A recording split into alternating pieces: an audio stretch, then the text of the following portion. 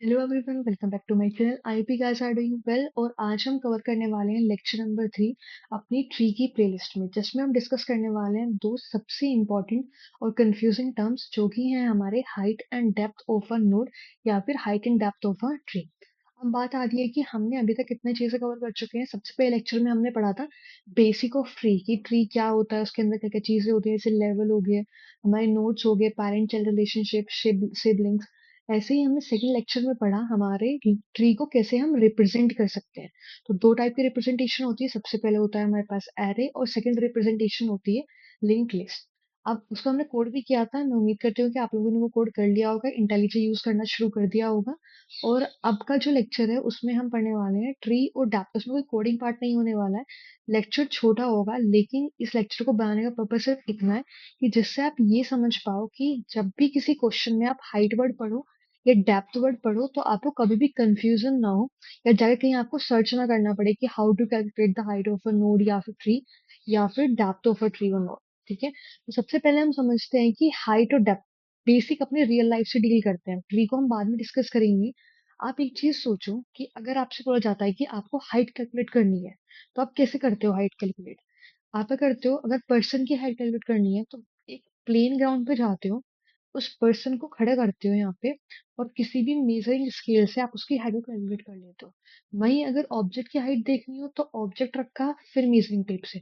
तो यहाँ पे पॉइंट क्या है कैच करने के लिए कि आपको एक ग्राउंड पे खड़ा होना पड़ता है जो कि प्लेन सरफेस होता है, और उसके बाद आप आगे हाइट कैलकुलेट करते हो और अपना रिजल्ट दे देते हो।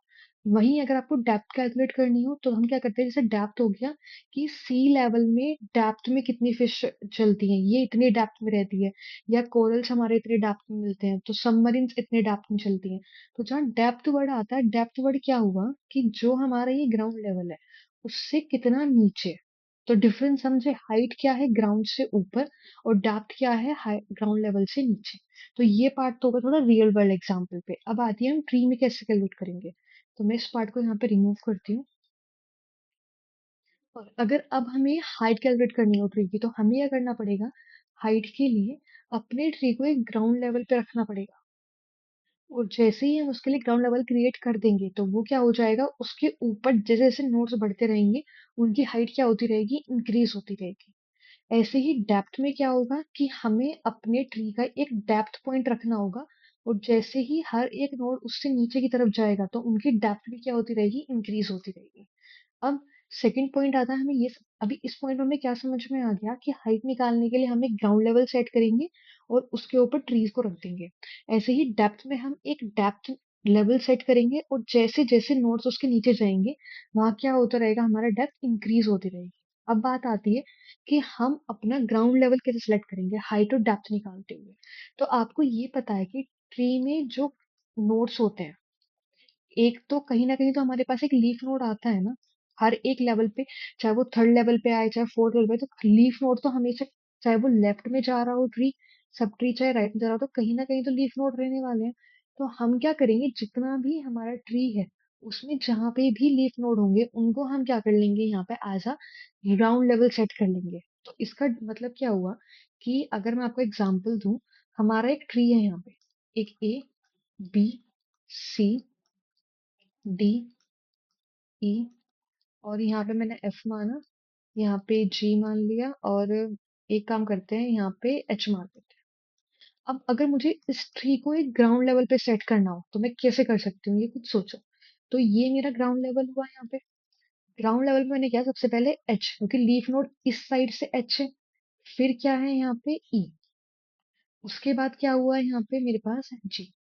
ये तीन लीफ नोड मेरे पास हुए। उसके बाद ये एच से ऊपर उठ रहा है क्या, डी। और डी से फिर ऊपर क्या उठ रहा है यहाँ पे, बी। ये जी से ऊपर क्या है यहाँ पे, एफ। एफ से ऊपर आ गया यहाँ पे सी, और इन दोनों से भी ऊपर क्या आ गया, ई। तो आप देख रहे हो मेरा जो ट्री है पूरा एक ग्राउंड लेवल पे सेट हो गया। ग्राउंड लेवल क्या बना, हमारे जितने भी लीफ नोड थे अपने ट्री के अंदर। और वहीं अगर मुझे इस ट्री के लिए डेप्थ, मतलब ग्राउंड लेवल सर्च करना हो, तो सबसे अच्छा क्या हो सकता है, सबसे अच्छा हो सकता है रूट नोड। तो डेप्थ थोड़ा आसान पड़ जाता है हाइट के कंपैरिजन में समझना। हमने क्या करा, सिर्फ अपने रूट नोड को ग्राउंड लेवल पे सेट कर दिया, और जो भी उसके बाद है वो सारे क्या है यहाँ पे डेप्थ में। ये हो गया हमारा पॉइंट। ऐसे करके आप अपना आगे तक ट्री बना लो और ये हमारा ट्री बन जाएगा ग्राउंड लेवल और हमारे उसके लिए हाइट और डेप्थ के लिए। अब बात आती है कि अगर हमें डेप्थ फाइंड करनी होती है तो देखो आप इस केस में देखोगे ना, तो डेप्थ आपको काफी आसानी से फाइंड कर पाओगे। तो डेप्थ कैसे फाइंड कर पा रहे हो कि हमने दिया इसको डेप्थ 0, क्योंकि ए क्या हमने ग्राउंड लेवल पे सेट किया हुआ है, तो उसकी डेप्थ कितनी होगी 0। लेकिन जैसे ही डेप्थ से हम आगे बढ़ रहे हैं तो क्या हमारे पास आ रहा है बी और सी, तो इनकी डेप्थ कितनी हो गई 1 1। जब हम बी से आगे बढ़े तो बी तक की डेप्थ कितनी थी 1, तो डी और ई की डेप्थ कितनी आ गई 2 2। एफ की डेप्थ कितनी आ गई 2। जब हम उससे भी नीचे लेवल पर गए तो क्या हो गया यहाँ पे 3, और जी की भी कितनी आ गई 3 डेप्थ। लेकिन अब अगर हम हाइट के केस में देखें तो हाइट के केस में क्या है यहाँ पे कि आपने एच ई जी को दे दी डेप्थ हाइट 0, क्योंकि वो क्या है हमारा ग्राउंड लेवल है, और ग्राउंड लेवल पर ही अगर हमारे एच ई और जी रखे हुए हैं तो उनकी हाइट कितनी होगी यहाँ पे 0। अब जब हम उससे ऊपर जाते हैं तो आप ये देख रहे हो यहाँ पे कितना जा रहा है 1। एफ के लिए भी क्लियर है कि 1, लेकिन आप बी के लिए सोचो। ई कहता है कि बी जो है वो मेरे से ऊपर है, अब मेरे अकॉर्डिंग तो उसकी हाइट होनी चाहिए 1। लेकिन डी कहता है यार ये मेरे से भी ऊपर है, तो डी के अकॉर्डिंग होना चाहिए 2। तो अब खुद सोचो, अगर ये मतलब मैथमेटिकली आप समझ सकते हो कि अगर ये हाइट है 2, या फिर आप इस तरीके समझो ये कि जो हम केसेस करते हैं लॉजिकल रीजनिंग, कि डी की जो हाइट है वो ग्रेटर देन है एच की, और हमें पता है कि एच किसके इक्वल है ई के इक्वल, और ई भी बोल रहा है हमसे कि जो बी है उसकी हाइट मेरे से ज्यादा है। तो लॉजिकली क्या होना चाहिए कि जो बी है उसकी हाइट किससे ग्रेटर देन होनी चाहिए डी से, और डी की हाइट होनी चाहिए greater than H is equals to E. तो ई और एच एक इक्वल लेवल पर है, डी उससे बड़ा है, बी उससे बड़ा है। तो ऐसे हम क्या करेंगे हाइट इंटू करेंगे अगर किसी नोड की, हम क्या करेंगे यहाँ पर देखो डीपेस्ट नोड, हम जिस नोड पे प्रेजेंट हैं, जिस नोड पर हम खड़े हैं इस टाइम, उस नोड से सबसे बड़ी पाथ कौन सी जा रही है लीफ नोड तक, वो उसकी क्या होगी हाइट होगी। तो सिर्फ यही पर्पस है समझाने का कि आप हाइट और डेप्थ कैसे कैलकुलेट करोगे। अब इसको क्या करोगे, मैं यहाँ पे नोट्स बनाए हुए हैं उसके थ्रू पढ़ते हैं और फिर आगे कुछ क्वेश्चन प्रैक्टिस करेंगे जो आप होमवर्क में करोगे, और आप उसका सॉल्यूशन मुझे कमेंट सेक्शन में लिख के दे सकते हो। अब हमारे पास आता है हाइट ऑफ अ ट्री क्या हुआ, ये एक लॉन्गेस्ट पाथ हुआ जिस नोड पर हम हैं उससे उसके लीफ नोड तक। ठीक। अब अगर हमारे पास कोई भी ट्री आएगा, कैसा भी ट्री आएगा, आपको क्या करना है जितने भी हमारे लीफ नोड है सबको क्या देना है 0 0 0 नंबर देना है। तो डी हमारे पास यहाँ लीफ नोड है, जी लीफ नोड है, और एफ क्या है लीफ नोड है। वो तो कोई आपको लीफ नोड नहीं दिख रहा है यहाँ पे। अब उस लीफ नोड से ऊपर की तरफ चलना है और उनको क्या देना है यहाँ पे नंबरिंग देनी है +1 करके। डी से बी पर गए तो उसने नंबर दे दिया 1, जी से हम ई पे गए इसने नंबर दे दिया 1, अब एफ से सी पे गए इसने दे दिया नंबर 1। लेकिन जब हम ई से बी पे जा रहे हैं तो ये कह रहा है कि यार इसकी 2 होनी चाहिए। तो अब मुझे ये बताओ अगर किसी नोड पे 2 3 या ऐसे कोई नंबर्स आते हैं तो उसकी हाइट क्या रहेगी, जो भी वैल्यूज आ रही है उसमें से मैक्सिमम जो रहेगा, तो यहाँ से 1 कट होकर क्या आ जाएगा बी की हाइट 2 आ जाएगी, और सी की हाइट 1 में भी कोई कॉन्फ्लिक्ट नहीं है। अब ए कह बी कहता है ए की हाइट 3 होनी चाहिए मेरे अकॉर्डिंग, सी कहता है मेरे अकॉर्डिंग इसकी हाइट 2 होनी चाहिए। तो एग्जैक्टली 2 की ए की हाइट कितनी होगी, जो भी मैक्सिमम है 3 और 2 में से, वो है हमारे पास यहाँ पे 3। यहाँ पे आपको मेंशन करना है कि ए की हाइट कितनी हो गई 3, बी की हाइट 2, सी की हाइट 1, डी की ई की हाइट 1, और डी जी एफ की हाइट कितनी हो गई 0। ऐसे ही अगर हम डेप्थ की बात करें तो डेप्थ में क्या होगा यहाँ पे नंबर ऑफ एजेस रूट से कितने हैं। चाहे आप नंबर ऑफ एजेस की बात करो चाहे आप नंबर ऑफ नोड्स की बात करो वो सेम चीज होती है इस केस में। अब हमारा ग्राउंड लेवल क्या हुआ, ये ए ग्राउंड लेवल पे है तो ए की डेप्थ कितनी होगी 0, बी और सी की कितनी होगी 1 और 1। अब डी पर हम गए, ये ध्यान रखना डी कहता है कि इसकी डेप्थ होगी 2, ये डेप्थ कितनी होगी 2, और एफ की डेप्थ कितनी होगी 2। अब जब हम जी पे जा रहे हैं तो जी की डेप्थ कितनी हुई यहाँ पे 3। तो ऐसे हम कैलकुलेट करते हैं height and depth of a tree.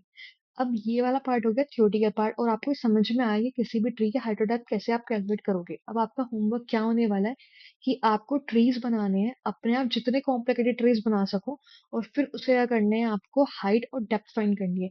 एक दो ट्रीज में आपको एग्जाम्पल दे देती हूँ कि आप कैसे ट्रीज बना सकते हो। यहाँ पे आप क्या करना है, ए बनाया, इसका बी और सी इसके नोड हो गए। फिर डी, बी के नोड डी, ई, सी का नोड एफ, एफ का नोड जी, और यहाँ पे ले लेते हैं एच, एच का आई, यहाँ पे जे। ऐसे कुछ भी कॉम्प्लिकेटेड वो आप बना सकते हो, और आपको क्या करना है इसमें, फिर इसकी नंबरिंग करनी है हाइट और डेप्थ में। जितना कॉम्प्लिकेटेड बना के जब तक आपको ये समझ नहीं आ जाता ना कि एग्जैक्टली आप डेप्थ और हाइट कैसे कैलकुलेट करोगे, तब तक आपको ट्रीज बनानी है, प्रैक्टिस करनी है। क्योंकि जितना क्लियर आपका थ्योरेटिकल पार्ट रहेगा, उतनी क्लियर आपकी कोडिंग रहने वाली है। ये चीज हमेशा ध्यान रखना। फर्स्ट लेक्चर से मैं सेम चीज बोल रही हूँ, और मैं ये चीज कंटिन्यू बोलती रहूंगी जब तक आप अपनी इमेजिनेशन डायग्राम्स के थ्रू इम्प्रूव नहीं कर लेते। सबसे इंपॉर्टेंट है इन सारे कॉम्प्लिकेटेड टॉपिक्स को समझना। जब तक आप अपने नोटबुक पे प्रैक्टिस नहीं करोगे ना, ट्रीज को अपने माइंड में नहीं बैठा लोगे कि एग्जैक्टली वो किस तरीके से फंक्शन करते हैं, तब तक आप इस टॉपिक को नहीं समझ पाओगे। ठीक है। और एक चीज मैं बोलना चाहूंगी कि अगर आपको थोड़ी बहुत भी डीएसए आती है ना, तो क्वेश्चन प्रैक्टिस करना शुरू करो। क्योंकि जब आप क्वेश्चन प्रैक्टिस करते हो ना, थ्योरी एक अलग पार्ट रह गया, लेकिन जब थोड़ा बहुत भी आप कॉन्फिडेंट हो गए कि हाँ यार मुझे टॉपिक आ चुका है और मैं इस पे 10-15 क्वेश्चन सोल्व कर चुका हूँ, तो try to solve other questions through different type of platforms like LeetCode, CodeChef, Codeforces, coordinate, कुछ भी जो आपको मिलता है उस प्लेटफॉर्म को उठाओ, अपना अकाउंट क्रिएट करो, और जिस टॉपिक को आप करंट में पढ़ रहे हो, ये सोल्व कर पाओ या ना कर पाओ एक अलग बात होगी, लेकिन एटलीस्ट जाके क्वेश्चन रीड करो, जिससे आपको ये समझ में आए कि इस पर्टिकुलर टॉपिक में मुझे इस टाइप के क्वेश्चंस मिलते हैं। अभी मैं ट्रीज में तो ये चीज नहीं बोलूंगी, क्योंकि मैं खुद आपको ये टॉपिक पढ़ाने वाली हूँ। 3 लेक्चर हो चुके हैं जिसमें आपको इतना आ चुका है कि ट्री क्या होते हैं, कैसे रिप्रेजेंट करना होता है, और 2 terms height and depth. Next lecture में हम पढ़ने वाले हैं टाइप्स ऑफ ट्रीज, और बहुत जल्दी हमारा थ्योरी पार्ट कंप्लीट हो जाएगा। फिर हम बहुत सारे नंबर ऑफ क्वेश्चन सॉल्व करने वाले हैं, और मैं ये उम्मीद करूंगी कि अगर आप मेरे साथ पढ़ते रहोगे, तो आई एम 100% श्योर कि जब ये प्लेलिस्ट कंप्लीट होगी, आप सब लोग मुझे थैंक्स बोल रहे होगे कि आपका टॉपिक ये बहुत अच्छे से कवर हुआ है, और आप सारे टाइप के क्वेश्चन यहाँ पे सोल्व कर पा रहे हो ट्रीज से रिलेटेड। ठीक है। तो मिलते हैं नेक्स्ट लेक्चर में, तब तक आप प्रैक्टिस करते रहो, पढ़ते रहो, और अगर आप मुझे सपोर्ट करना चाहते हो तो please do like share and subscribe this channel. Bye bye.